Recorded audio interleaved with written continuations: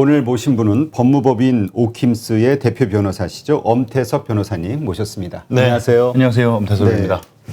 일단 오늘 이렇게 모신 거는 그 지금 오스템 임플란트 그 재무팀장의 뭐 1,800억대 횡령 아직 추정이죠. 얼마일지 정확히 안 나왔는데 네. 일단 그 사건 때문에 네. 그 사건으로 인해서 정말 소액주주 날벼락 맞은 거잖아요. 거래 정지당하고. 날벼락이죠. 네. 근데 되돌이켜 보면은 사실 시총 1조가 넘는 회사가 그렇죠. 예. 넘는 회사가 이렇게 관리를 부실하게 하느냐. 이건 경영진의 이건 배임 아니냐. 네. 이런 의견을 가지신 분들도 있어요.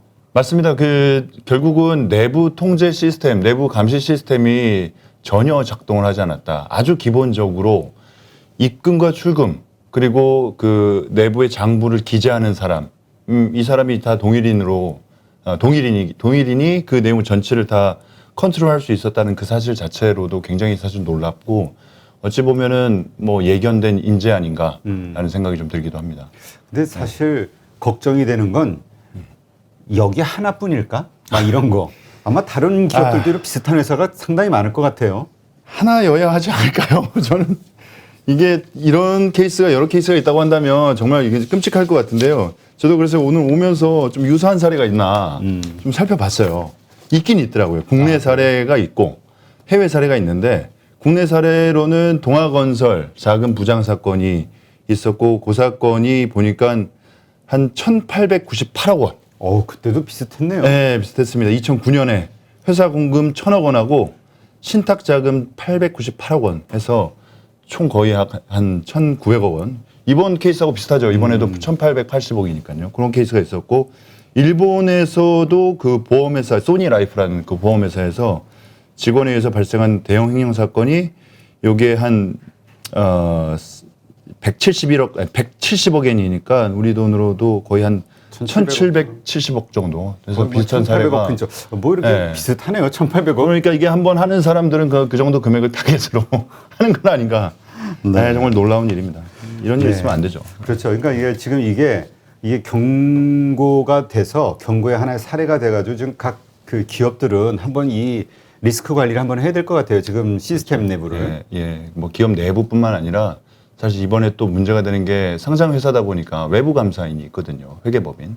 회계법인이 작년 3분기, 4분기 감사 당시에 과연 이걸 발견할 수 없었을까라는 점에 대해서도 논란이 있기 때문에 내외부 감시 시스템에 대한 좀 재정비가 필요하지 않나 싶은 생각입니다. 네.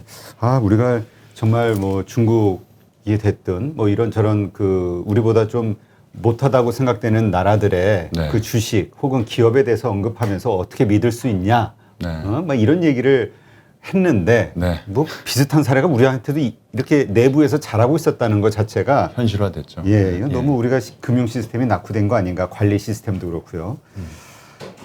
일단 지금 보니까 주주가 지금 오스템 임플란트의 소액 주주가 19,856명이라고 그러네요. 그리고 외국인 투자자 지분율이 43% 정도고. 근데 이제 지금 이게 이제 경영진의 어떤 그 과실 아니냐 이렇게 주장을 하면서 집단 소송으로 이 주가 하락 혹은 이 재산상의 손실 이것을 좀 뭐라 그럴까? 소송을 걸겠다 이런 움직임이 있는 것 같아요. 소액주주. 네네네 있습니다. 뭐 오늘 아마 뉴스에 떴던 것 같고요. 아마 앞으로도 많은 법무법인들이 피해 주주분들을 아마 원고로 모집하지 않을까 싶은 생각인데요. 일단 무엇보다도 배상받을 수 있는가, 어떤 방법으로 배상받을 수 있는가에 있어서 여러 가지 방법들이 있을 텐데 일단 뭐 형사야 뭐 이미 수사가 회사에서 고소를 했기 때문에 그렇죠. 이미 진행이 되고 있고 그러면 이제 민사적으로 일단 가장 첫 번째로는 자본시장법상 손해배상 청구가 가능할 것이고요. 그다음에 이제 두 번째로는 민법상 750조 불법행위에 따른 손해배상 청구가 가능할 것이고 그리고 마지막으로 이제 상법상 주주 대표 소송을 할 수가 있는데 일단 그 첫 번째와 두 번째 케이스를 구체적으로 설명을 드리기 전에 세 번째 케이스는 아무것도 이런 배임 횡령과 같은 이런 위법 행위가 회사 내부에서 벌어졌음에도 불구하고 아무런 조치를 취하지 않는 회사를 상대로 야 회사 니네 회사의 이사 내지는 임원들이 이런 불법 행위를 저질렀으니까 빨리 행동에 나서라라고 주주들이 회사를 상대로 청구할 수 있는 것이고 이건 직접적으로 금전을 배상받을 수 있는 것은 아니기 때문에 사실상 이 사건에서는 좀 무의미할 것으로 보이고. 그렇다면 네. 지금 우리가 소송을 걸 수 있다고 하는 게 소액주주들이 네, 지금 네, 일단 뭐 일부 법무법인을 통해서 지금 그 소송단들이 지금 네, 모집이 네, 되고 네, 있는데 지금 뭐 한 106명 정도가 아, 벌써 그렇게 모였나요? 예, 오후 3시 현재 그러니까 네. 오늘 오후 3시까지 네. 한 106명 정도가 접수를 했다고 하네요. 네, 네, 네. 뭐 아직 2만 명 정도니까 아직 숫자는 그렇게 큰 건 아니지만 네. 어쨌건 이게 숫자는 이제 늘어나겠죠. 말씀하신 대로 또 여러 법무법인이 다양하게 시도할 수 있는 거니까. 그럴 수 있어요. 예. 근데 그럼 이거는 이제 경영진 개인에게 해야 되는 건데 개인도 당연히 물론 대상이 되지만 회사도 대상이 회사도 되겠죠. 돼요? 그럼 내부 회사, 감시 시스템을 제대로 작동시키지 않은 법인의 책임 네, 있을 수 있죠. 그렇다면 뭐 우리 뉴스에 나오는 것은 몇 천억 정도는 있으니 뭐 충분히 만약에 법적으로 가능하다면 네. 배상을 받을 수도 있겠네요. 받을 수 있어요. 받을 수 있는데 문제는 뭐냐면 그 2만 명 전체가 다 배상받을 수 있느냐 그게 아니라는 거죠. 아 그래요? 예. 왜요? 똑같은 다 주주인데? 똑같은 다 주주죠. 근데 이걸 어디서부터 설명드려야 될까요? 일단 시점, 언제 이 주식을 매입했느냐 그 시점에 따라서 일단은 크게 나뉩니다. 즉 이제 작년 뭐 9월 정도라고 얘기를 들었는데 뭐 예를 들어 이제 언제부터 횡령이 시작됐는지는 이제 수사 결과가 나와야 알 수가 있기 때문에 예를 들어서 9월 1일이라고 가정을 한다면 9월 1일 이전에는 그 뭐 약 예를 들어서 그 당시 제가 주가를 모르겠지만 13만 원이라고 치고요. 그리고 9월 1일 이후에도 횡령이라는 사건이 발생은 사실 했지만 밝혀진 거는 엊그제이기 때문에 1월 4일이기 때문에 그 시점 그 중에는 그게 13만 원이 정상 주가인지 아닌지에 대한 판단을 할 수가 없었겠죠. 다시 말하면 9월 1일 이전에는 정상 주가인 상태에서 매입을 하셨고 9월 1일 이후에는 사실상 횡령으로 인해서 자본 잠식이 일어났음에도 불구하고 13만 원이라는 비정상 주가가 형성되어 있는 상태에서 주식을 그 당시에 그 공시를 보고 정상적으로 회사가 정상이다라는 그 공시를 보고 주식을 매입을 하셨기 때문에 그분들이 바로 지금 자본시장법상 손해배상 청구를 할 수 있는 분들이에요. 다시 말하면 9월 1일 이전부터 보유하고 계셨던 분들은 자시법상의 손해배상 청구 소송을 할 수 있는 청구권자는 아니라는 거죠. 그러니까 이 횡령이 시작된 네. 이후에 네네네. 그러니까 이제 경찰 수사에서 밝혀지게 될 그 횡령 시작점 네. 그 이후에 산 주주들만 그렇죠. 해당이 된다. 그렇죠. 근데 그것도 네네네네. 내가 샀을 때의 주가와 지금의 주가. 네. 근데 뭐 아직 지금 거래 정지라 어떻게 하락할지 알 모르니까. 수가 없죠. 예. 만약에 뭐 성패가 된다면 그러면 뭐 계산하긴 쉽겠죠.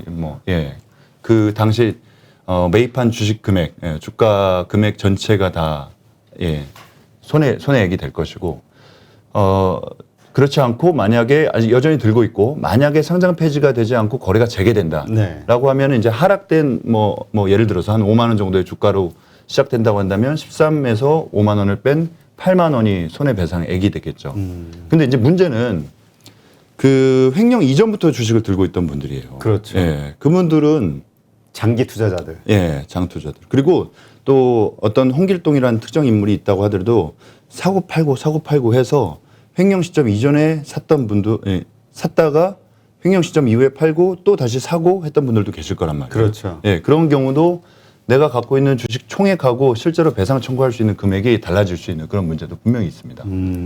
그 안에서 네. 사고 팔고 했던. 그러니까 하긴 그러겠네요. 왜냐하면 네. 내가 뭐 예를 들어서 9월 달에 그런 사건이 벌어졌는데 9월 말쯤에 내가 샀다가 10월 초에 팔았다가 다시 10월 말에 샀다. 그럴 수 있죠. 그럴 수 있죠. 그다음에 또 11월 달에 네. 팔았다. 네네. 그다음에 12월 달에 샀다. 그럴 수 있죠. 이랬을 경우에 어디를 기준으로 할 것이냐. 그렇죠. 그것도 있고요. 또 하나는 주식을 1월 4일 거래 정지가 되는 시점 이때까지는 보유를 하고 계셔야 돼요. 그 전에 판매하신 분들은 또 안 되죠. 왜냐? 횡령이 현실화되기 이전에 마치 정상 주가인 것처럼 보여지는 그 주식 범위 주가 범위 내에서 사고 팔고를 하셨기 때문에 그분들은 손해액을 인정할 수가 없어요. 그렇다면 지금 최종적으로 현재 주식을 가지고 있는 그렇죠. 들고 있는 보유하고 분들, 네네네. 이런 분들만 여기 소송. 그렇죠. 문제는 근데 소송하면 이길 수 있어요. 우리가 왜냐하면 법에 대해서 우리가 가지고 있는 그냥 막연한 그 거부감이 법적으로 가면 시간이 어마어마하게 걸리고 돈이 많이 든다. 망한다. 네. 이런 얘기를 하잖아요. 맞습니다. 이 뭐 소송이라는 게 사실 원피고 어느 누구에게도 뭐 변호사가 변호사가 승자죠. 뭐 어찌 보면 변호사만 돈 벌고 계시는데 이거. 저도 변호사지만 저는 사실 이런 사건들 하다 보면은 정말 안타깝습니다. 제가 이제 기존에 진행하고 있는 다양한 유형의 집단 소송들이 있지만 이미 뭐 3년 전에 시작한 것들이 아직도 진행 중인 사건도 있고요.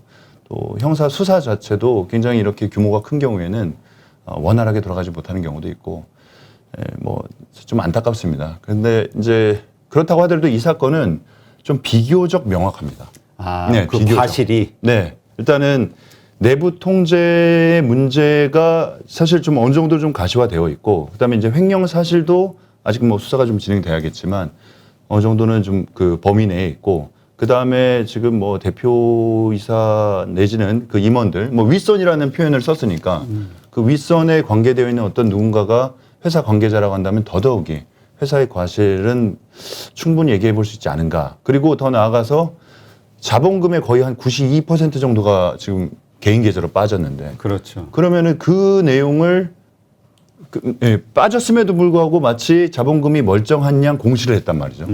그리고 우리 개미 투자자들은 공시를 보고 투자를 하잖아요. 그렇죠. 예, 그 밖에 다른 시장 상황도 물론 보지만. 그렇다고 하면 그 당시에 공시가 부실하게 기재되어 있다는 사실 자체는 명확한 사실입니다. 그렇다고 하면 우리가 자본시장법상 부실 기재에 따른 손해배상은 충분히 가능하지 않겠나. 더 나아가서 이 자본시장법상 손해배상 청구는 인과관계와 손해액을 인과관계를 입증하는 데 있어서 민법상 손배보다는 훨씬 더 좀 수월하고, 그다음에 손해액도 아까처럼 본인이 그 매입한 금액과 매도한 금액의 차액으로 명확하기 때문에 좀 상대적으로는 좀 수월한 사건이 될 수도 있지 않겠나라는 생각입니다. 물론 이 수사 상황에 따라 달라질 수 있겠지만요. 근데 이제 여기에도 이제 기관 투자가들이 있잖아요. 네네네. 그러니까 이게 만약에 승률이 높다면 그래서 정말 입은 손해를 다 만회할 수 있다면 네네. 거기서부터 움직일 것 같거든요. 소액주주보다도 액수도 거기가 훨씬 크고. 그럴 수 있죠. 그렇죠. 그럴 수 여기 있죠. 뭐 예. 뉴스에 나오는 거 보면은 여러 가지 그 ETF에서도 담고 있고 뭐 그 해당 자산운용사나 네네. 뭐 여러 가지 기관도 있을 거란 말이죠. 네네네네. 그 문제는 그거죠. 정말 그래서 끝까지 그냥 악착같이 물고 늘어지면 네. 그게 내가 이길 수 있을까 주주가? 이 확신 때문에 아마 이게 할 거냐 말 거냐 에이 어떻게 이기겠어? 이렇게 포기할 것 같거든요. 이게 판결, 그러니까 승소 판결을 얻어도 집행 재산이 없어서 못 받는 케이스가 있고, 판결 자체가 승소 자체가 어려운 케이스가 있는데, 사실 이 케이스는 집행 재산이 없진 않아요. 오스템이라는 회사가 뭐 매출이 없는 회사도 아니고 국내 1위 뭐 중국에서도 1위 아닙니까? 그렇죠. 그리고 매출액이 뭐 3천억, 4천억, 5천억 가까이도 되는 회사이기 때문에 만약에 승소 판결을 얻을 수 있게 된다면 그러면 집행은 가능하지 않을까. 이제 승소까지 가는 데 있어서 아까 말씀드렸던 것처럼 9월 1일 대부분의 개미들이 9월 1일 이전부터 보유하고 계셨던 분들이 많을 거예요. 그렇죠. 그분들이 결국 문제예요. 그분들. 그러니까 9월 1일이라고 아까 가정한 거고, 수사 결과 나오는 그 횡령 시점. 횡령 시점 네, 이후. 횡령 시점과 가장 근접한 공시 시점이에요. 더 정확하게. 더 정확하게 네. 공시가 나온 공시가 나온 아주 부실하게 기재된 횡령 사실을 인지하지 못한 상태에서 허위로 공시를 한 그 시점 이전에 주식을 보유하고 있던 분, 그분들을 어떻게 구제할 것이냐. 그게 관건이에요. 예, 그래서 그분들은 아까 제가 말씀드렸던 그 두 가지 방법 중에 이제 일반적인 민법상 손해배상으로 가야 되는데요. 그것도 이게 쉽지가 않습니다. 이게 그렇죠. 네, 왜냐하면은 그런 회사 일단 그 당사자, 그 재무팀장의 횡령이라는 불법 행위와 그리고 그거를 제대로 통제하지 못한 회사의 불법 행위, 그리고 그 불법 행위가 과연 그 9월 1일 이전에 회사가 정상적으로 돌아가고 정상적인 공시를 했을 당시에 그 주식을 매입했던 분들도 이 손해를 전체를 다 인정해 줄 것이냐. 사실 주가가 떨어지는 것은 이런 횡령 외에도 여러 가지 요인이 있을 수 있잖아요. 뭐 임플란트가 제품 자체에 문제가 있다든가 아니면 중국 시장에 따라서 또 달라질 수도 있고. 그래서 이 주가 하락의 원인이 과연 이것 때문만은 아니지 않을 수 있느냐라고 하는 게 맨날 제가 집단 소송 해보면은 상대방 김현장 광장 맨날 나오는데 걔네들이 맨날 하는 얘기가 그 얘기예요. 인과관계 있느냐. 그렇지. 네, 손해배상 금액이 과연 그 금액이 맞느냐 추정할 수 있느냐. 그걸 증명해라. 그런데 네, 증명해라라는 애매하잖아요, 그게. 맨날 나오는 얘기예요. 네, 대형 법무법인들 맨날 하는. 그러니까 이제 그게 네. 그 방어 논리겠죠. 방어 논리예요. 예, 아주 정형화된 방어 논리입니다. 교과서에는 안 써 있는데 맨날 나옵니다. 답답해 죽겠습니다. 그러면 이거 직접 하시는데 답답하잖아요. 답답하죠. 그러면 문제는 이거 소송해도 역시 똑같이 답답한 예.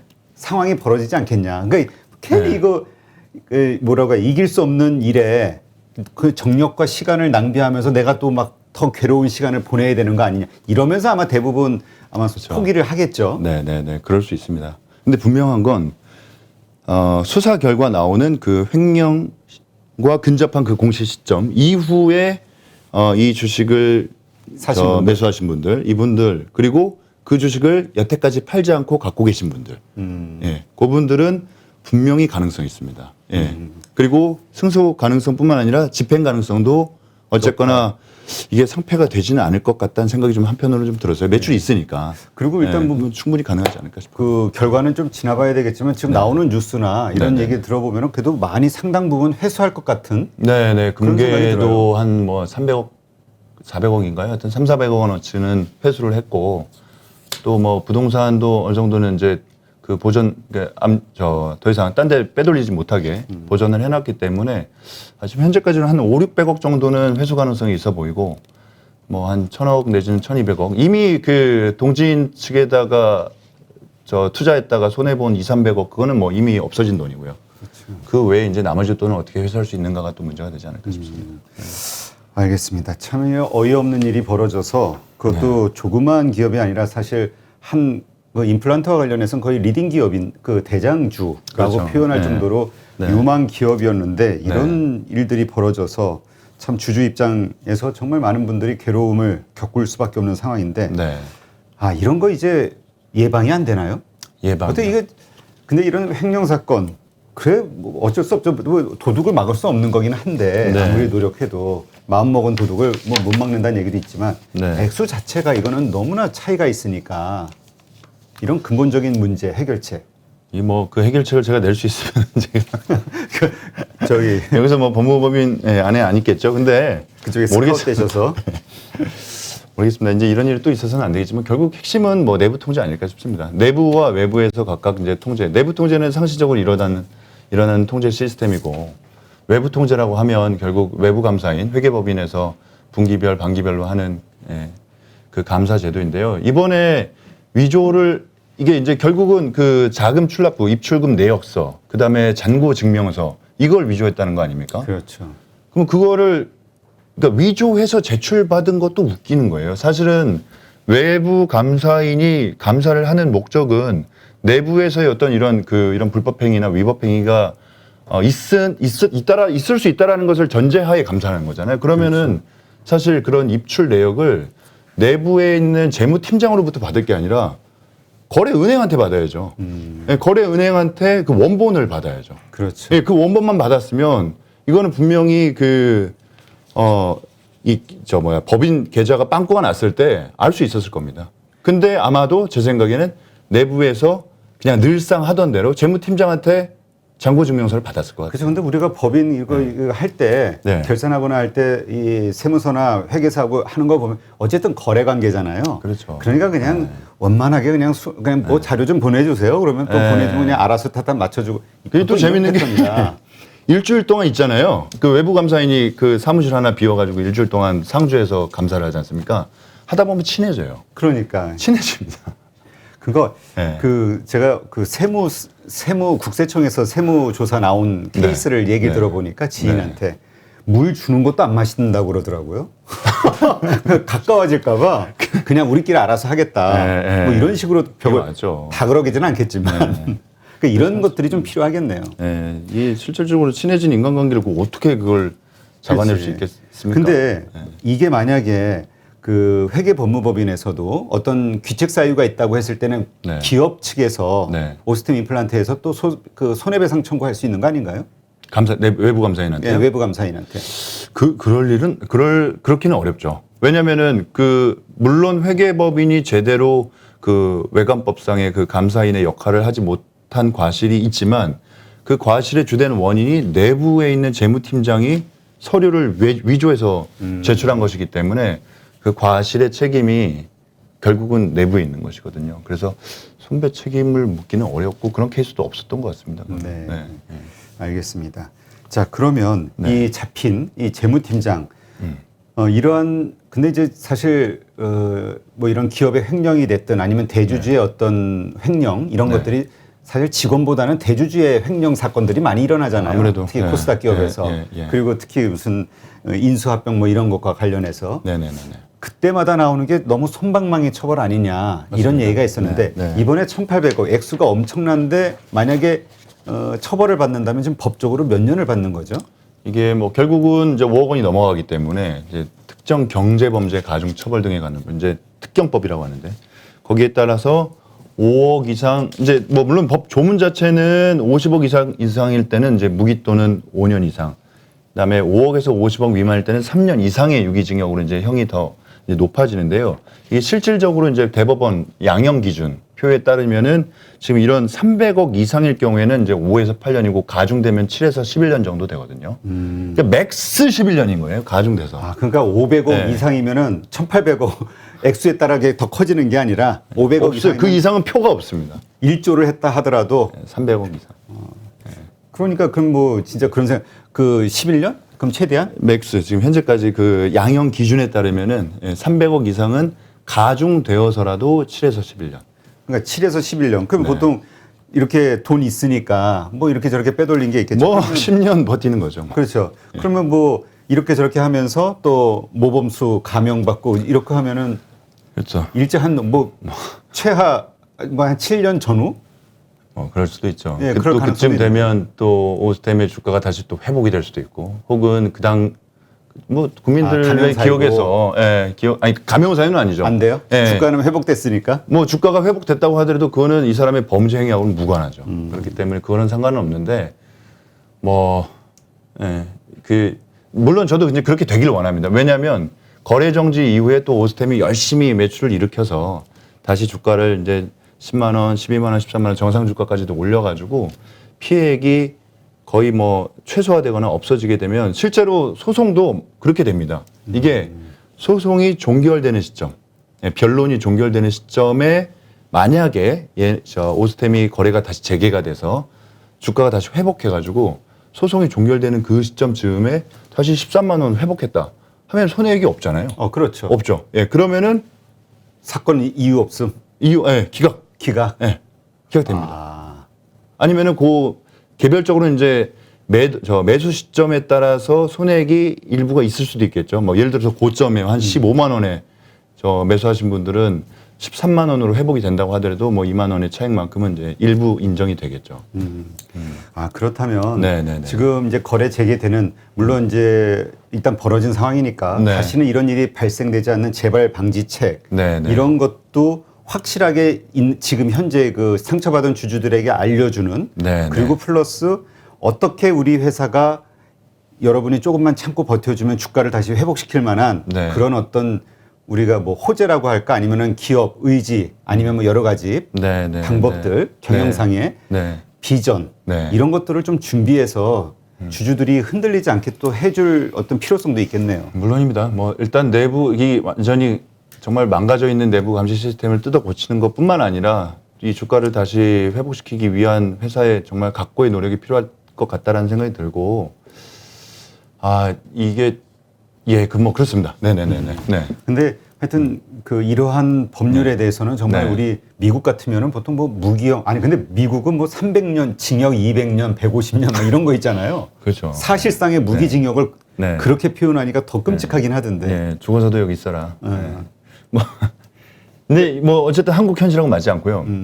더 나아가서 저는 이번 사건은 어쨌거나 9월 이 수사 결과 나오는 그 횡령 시점 이전이든 이후든 간에 많은 분들이 목소리를 이 사법 절차를 통해서 목소리를 좀 내주셨으면 좋겠어요. 이번에? 네, 왜냐하면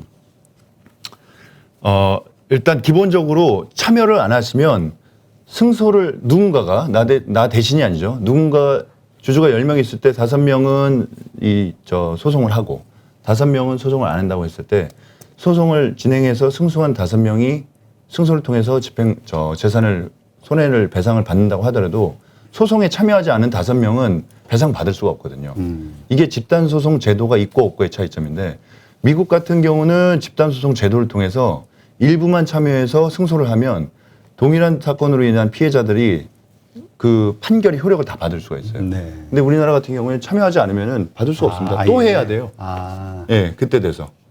근데 우리가 이제 보통 네. 법적 소송을 간다고 했을 때는 들어가는 비용이라든가 이런저런 고민을 많이 할 텐데 그렇죠. 지금 이 뭐라 그러죠? 이 집단 소송 같은 경우는 워낙 이 주체가 여러 명이니까 참여자가 네. 네, 좀 네. 비용이라든가 뭐 네. 여러 가지 편의성 면에서 좀 간편할 수도 있나요?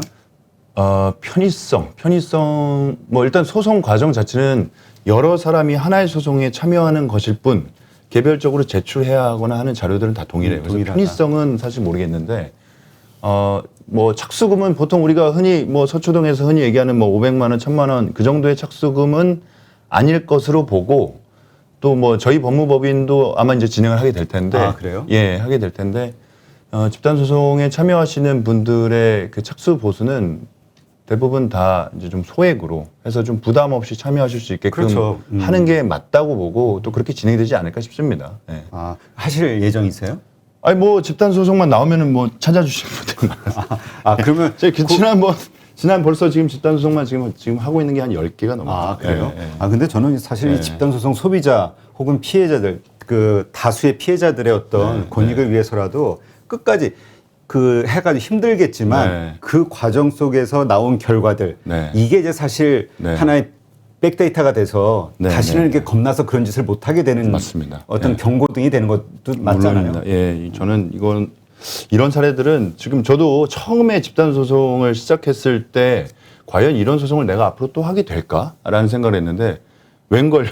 매달 혹은 매년 이런 유사한 사건들이 발생을 하고 심지어 그 규모와 저 어떤 행동의 어떤 위법성은 더 증가를 하는 추세인 것 같아서 집단 소송은 저는 활발해졌으면 좋겠다는 생각이고 결국은 뭐 피해 소비자 혹은 뭐 피해 환자, 피해 주주 이런 분들이 행동에 나서지 않고 에휴 뭐 알아서 뭐 정부가 해주겠지라는 생각을 갖고 가만히 계시면 뭐 아무것도 되는 게 없을 겁니다. 분명히 기억에서 잊혀지고 집단 소송법도 발의는 되어 있지만 뭐 통과는 요원해질 것이고 결국은 피해자는 이런 그 소비자 내지는 일반 국민들 아닐까 싶은 생각이 들어서 적극적으로 좀 행동에 나서 주시기를 네. 부탁드립니다. 네, 알겠습니다. 그러면 뭐 여러 가지 그 조건이라든가 네, 이런 네. 것들이 다 결정이 되시고 네, 소송이 진행이 되면 네. 알려주시면은 저희가 또 네. 한번 방송 우리 구독자들에게 한번 네, 안내를 네. 한번 드릴게요. 예, 네. 알겠습니다. 좋은 조건. 그럼 그렇잖아도 지금 힘든데. 네.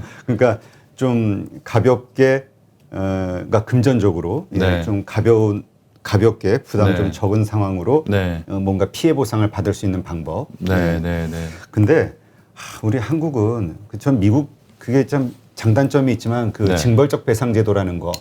그러니까 이게 잘못한 그 피해 금액에 대해서만 배상을 받는다 그러면 이거 지루하잖아요. 그렇죠. 그거의 몇 배 되는 그렇죠. 그런 징벌적 어떤 배상을 해줘야 네. 그럴 엄두도 안 나고. 맞아요. 예.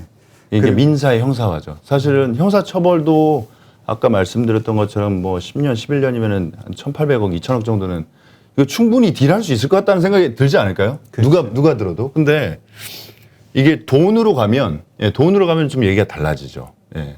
만약에 지금 이런 피해액이 1,800억인데 미국처럼 뭐 한 5배, 10배 뭐 이렇게 가면 회사가 그냥 문 닫아야 되는 상황이 그렇죠. 실제로 올 수 있거든요. 그렇기 때문에 절대 이런 정도 수준의 내부 통제 시스템, 내부 감시 시스템을 그냥 그대로 두고 볼 리가 없죠. 그렇죠. 예. 충분히 저는 필요하다고 생각합니다. 지금 현재 발의된 법안으로는 3배까지는 발의가 돼 있어요. 3배 예. 피해 금액이. 예. 그럼 그런데- 이번 케이스 같은 경우도 네. 그런 것이 적용이 되나요? 아니면 정확하게 내가 손해본 산 금액에서 현재 증빙되는 그 손해 금액만 되죠. 금액만. 예. 전보제도 때문에. 예. 알겠습니다. 네. 법무법인 오킴스의 엄태섭 변호사님과 말씀 나눴는데 어쨌든 지금 뭐 진행하신다고 하니까 예, 뭐 준비를 해야 되지 않을까 싶습니다. 예. 아마 그리고 저희뿐만 아니라 좀 여러 그 뜻을 갖고 계신 많은 변호사님들 내지는 많은 법무법인들이 좀 많이 좀 움직여 주셨으면 좋겠습니다. 네. 어쨌든 같은 방향으로 결론에 여러 임할 곳이 것이기 때문에 하다 보면 서로 또 네. 정보 공유도 되는 거죠. 그럴 수 있어요. 예, 충분히 그럴 수 있습니다. 네. 지금 일단 진행하고 있는 곳은 법무법인 한누리네요. 네. 여기에서 오늘 106명 오후 3시까지 기준으로 알겠습니다. 하여튼 그 결정되시는 대로 알려주시면 네, 저희가 네, 또 네. 공지하겠습니다. 알겠습니다. 네, 오늘 이렇게 바쁘신데 나와 주셔서 요 관련된 네. 이야기 해주셔서 정말 고맙습니다. 네, 네. 하여튼 이런 일이 없기를 바라면서 하여튼 여기에서 또 가지고 계신 어떤 직업적 특성이 있으시니까 한몫 네. 좀 예, 일반 소액주주들을 위해서 좀 활약 좀 해주시기 부탁드립니다. 언론에서도 좀 이게 잊혀지지 않도록 제가 이제 소송을 하다 보면 가장 힘이 드는 게 잊혀지는 거더라고요. 그래서 이게 시작은 네. 그런데 중간중간 이게 자꾸 네네네네. 해야 이게 동력이 자꾸 나올 텐데 맞습니다. 끈질긴 싸움에. 예, 언론에서도 좀 계속해서 어떻게 됐니? 라고 한 번이라도 좀 물어봐 주시면 정말 그게 큰 힘이 되는 것 같고요. 네. 네. 앞으로 알겠습니다. 계속해서 만약에 잊혀지지 않도록. 진행하시면 저희가 네네네. 중간중간 네네. 모시고 상황 듣도록 하겠습니다. 감사합니다. 네. 오늘 나와주셔서 고맙습니다. 네, 고맙습니다.